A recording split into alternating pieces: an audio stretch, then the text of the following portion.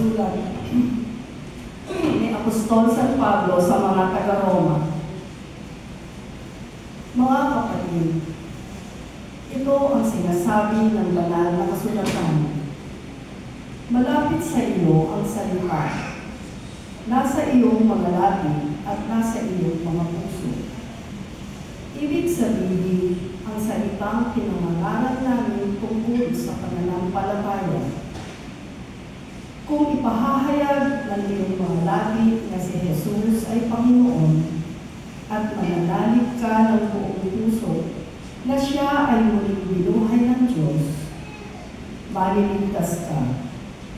Sapagkat nananalig ang tao sa pamamagitan ng kanyang puso at sa gayoy napawawalang sala at napapahayag sa pamamagitan ng kanyang labi at sa gayoy naliligtas. Sinasabi ng kasulatan, hindi mabibigo ang sinumang nananalig sa kanya. Walang pagkakaiba ang katayuan ng Hudyo at Griyego.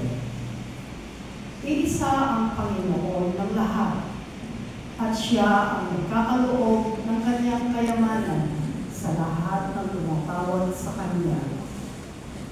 Sapagkat sinasabi sa kasulatan, maliligtas ang lahat ng tumatawag sa ngalan ng Panginoon. Ang salita ng Diyos.